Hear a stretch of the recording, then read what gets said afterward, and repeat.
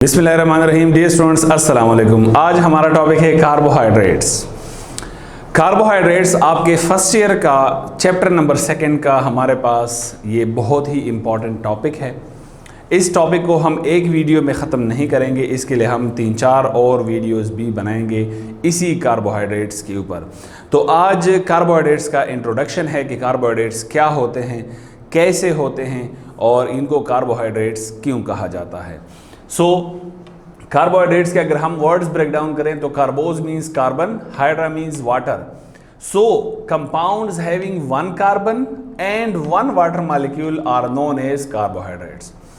इसके नाम को अगर देखें तो इसके नाम के मुताबिक ऐसे कंपाउंड जिसमें 1 कार्बन हो और 1 वाटर मॉलिक्यूल हो, या यूं आप कह सकते हैं कि ऐसे कंपाउंड्स जिसमें 1 कार्बन मॉलिक्यूल के लिए 1 वाटर मॉलिक्यूल हो, तो ऐसे कंपाउंड्स को हम कार्बोहाइड्रेट्स कहेंगे।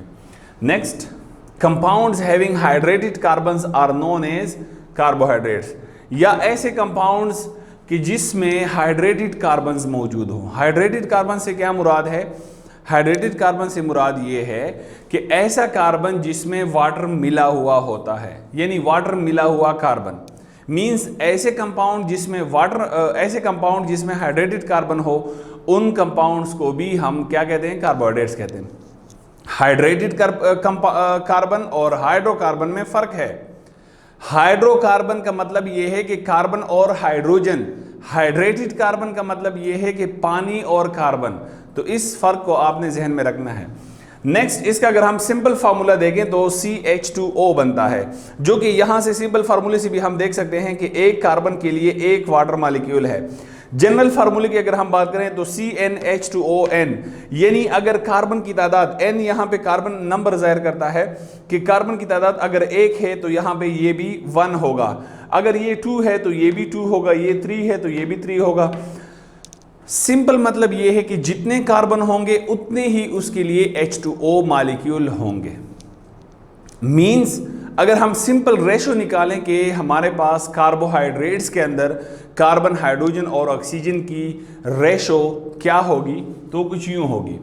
Carbon ratio hydrogen ratio oxygen क्या होगा? 1:1। मींस कि आप जितना भी देखें, जितने भी कार्बोहाइड्रेट्स को आप देखेंगे तो उन कार्बोहाइड्रेट्स में कार्बन की जो रेशो होगी, जो हम सिंप्लीफाई करेंगे, तो वो 1, हाइड्रोजन 2 और ऑक्सीजन 1, यानी ये 1:1 रेशो के हिसाब से मौजूद होंगे कार्बोहाइड्रेट्स के अंदर। ये वो कॉन्सेप्ट है जो आज तक हम पढ़ते आए थे, लेकिन आज ये कॉन्सेप्ट चेंज हो गया है। कैसे चेंज हुआ है?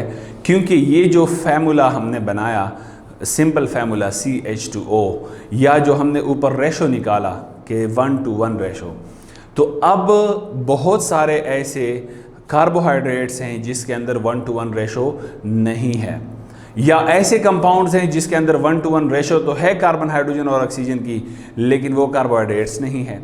लिहाजा इन क्वेश्चन से बचने के लिए, इन जो मसाइल से बचने के लिए साइंटिस्ट ने क्या किया हुआ है? एक नया डेफिनेशन बनाया है, उसकी तरफ आते हैं। इस 1:1 रेशो को अगर हम देखें, ये हमेशा के लिए not applicable for all carbohydrates, ये तमाम कार्बोहाइड्रेट्स के लिए एप्लीकेबल नहीं है। फॉर एग्जांपल डीऑक्सीराइबोज जो है, इसका फार्मूला क्या है? C5H10O4। 5 के बजाय O क्या आ रहा है? 4 आ रहा है। इसके अलावा टेबल शुगर में आप देखें C12H22O11, O12 के बजाय O क्या आ रहा है? 11। H24 के बजाय क्या आ रहा है? 22 आ रहा है। तो आपने देख लिया कि ये दोनों कार्बोहाइड्रेट्स हैं, लेकिन इनके अंदर जो रेशो है कार्बन, हाइड्रोजन, ऑक्सीजन की, वो 1:1 नहीं है। नेक्स्ट अगर हम देखें, the ratio is applicable at some compounds but they are not carbohydrates. कुछ कंपाउंड्स के ऊपर ये एप्लीकेबल है लेकिन वो कार्बोहाइड्रेट्स नहीं है। फॉर एग्जांपल एसिटिक एसिड जो कि C2H4O2 1:1 रेशो आ रहा है। लैक्टिक एसिड C3H6O3 1:1 रेशो आ रहा है, लेकिन यहां पर ये एप्लीकेबल नहीं है। तो आपने वो एग्जांपल्स भी देख लिए कि कुछ कंपाउंड्स के ऊपर ये एप्लीकेबल है लेकिन वो कार्बोहाइड्रेट्स नहीं है, कुछ कंपाउंड्स कार्बोहाइड्रेट्स हैं लेकिन उसके लिए ये एप्लीकेबल नहीं है। इस रेशो से और इन क्वेश्चन से, इन मसाइल से बचने के लिए साइंटिस्ट ने एक नया मॉडर्न और कंक्लूसिव डेफिनेशन बनाया है जिसके ऊपर सबका इत्तेफाक है। वो है पॉलीहाइड्रोक्सी एल्डिहाइड और पॉलीहाइड्रोक्सी कीटोन का क्या मतलब है। पॉलीहाइड्रोक्सी का मतलब ये है कि जिसमें बहुत सारे हाइड्रोक्सिल ग्रुप्स हों। कीटोन्स या एल्डिहाइड ये एक फंक्शनल ग्रुप है जो कि इसको या एल्डिहाइड बनाएगा या कीटोन बनाएगा। फंक्शनल ग्रुप कौन सा है? कार्बन के साथ डबल बॉन्ड ऑक्सीजन का। अगर कार्बन के साथ डबल बॉन्ड ऑक्सीजन का ये कार्बन नंबर 1 पे मौजूद हो तो ये एल्डिहाइड होगा, और इस एल्डिहाइड से बनने वाला जो शुगर होगा या कार्बोहाइड्रेट्स होगा उसको हम एल्डोज कहेंगे। अगर यही ग्रुप यानी कार्बन के साथ डबल बॉन्ड ऑक्सीजन का यही ग्रुप कार्बन नंबर 2 पे मौजूद हो तो फिर क्या होगा? ये कीटोन बनाएगा, और कीटोन से बनने वाला शुगर या कार्बोहाइड्रेट्स क्या कहलाएगा? वो कहलाएगा कीटोज या कीटोलोज। ठीक है, तो अब यहाँ पर ये सवाल तो क्लियर हो गया कि पॉलीहाइड्रोक्सी का मतलब बहुत सारे हाइड्रोक्सिल ग्रुप्स और कीटोन या एल्डिहाइड जो है उस फंक्शनल ग्रुप को ज़ाहिर करते हैं। अब ये एक ऐसा डेफिनेशन है जिसके ऊपर सबको इत्तेफाक है, इसमें कोई मसला अभी तक नहीं है। हाँ, इंशाल्लाह आप लोग जब बड़े होंगे, आप साइंटिस्ट बनेंगे, अगर आपने कोई और डेफिनेशन बनाई तो हम फिर वो पढ़ेंगे। तो अगर हम देखें इसकी, हम सिंप्लीफाई करके भी हम ऐसे पढ़ सकते हैं कि those compounds which have many hydroxyl groups and contain aldehyde or ketone as functional group. Aldehyde या कीटोन को फंक्शनल ग्रुप के तौर पर कंटेन करने वाला और साथ साथ बहुत सारे हाइड्रोक्सिल ग्रुप्स को कंटेन करने वाला जो हाइड्रोकार्बन होगा उसको हम क्या कहेंगे? कार्बोहाइड्रेट्स कहेंगे। कैसे? जो एल्डिहाइड का फंक्शनल ग्रुप है, पहले मैंने आपको बताया, वो कार्बन नंबर 1 पे मौजूद होता है और ऐसे कार्बोहाइड्रेट्स को हम एल्डोज कहते हैं। कीटोन का फंक्शनल ग्रुप कार्बन 2 पे मौजूद होता है, इसको हम कीटोज या कीटोलोज कहते हैं। ये यहाँ पे जाहिर किया गया है कि कार्बन नंबर 1 पे अगर ये होगा तो इसके एक साइड पे हाइड्रोजन होगा, दूसरे साइड पे कार्बन होगा। अगर कार्बन नंबर 2 पे ये मौजूद होगा तो इसके एक साइड पर भी कार्बन होगा और दूसरे साइड पर भी कार्बन होगा। ये कुछ एग्जाम्पल्स हैं, आप देख सकते हैं कि ये फर्स्ट एग्जाम्पल हमारे पास ग्लूकोज का है। तो ये कार्बन 1 2 3 4 5 6, कार्बन नंबर 1 पे जो रेड इन सर्कल में आपको नजर आ रहा है दैट इज एल्डिहाइड ग्रुप, जिसने इसको एल्डोज बना दिया है। ये यहाँ पर आप गैलेक्टोज को देखें, गैलेक्टोज में भी कार्बन 1 2 3 4 5 6, इसके कार्बन नंबर 1 पर भी क्या मौजूद है? एल्डिहाइड ग्रुप मौजूद है, सो ये भी एल्डोज हैं। तो ये दोनों क्या हैं? ये दोनों एल्डोज शुगर या एल्डिहाइड शुगर्स भी इसको हम कहते हैं। सिंपल अल्फाज में एल्डोज कहते हैं या एल्डिहाइड शुगर कहते हैं। अब इन दोनों में यानी ग्लूकोज और गैलेक्टोज में स्ट्रक्चर बनाते वक्त जो डिफरेंस आपने जहन में रखना है वो है कार्बन नंबर 4 पर। कैसे?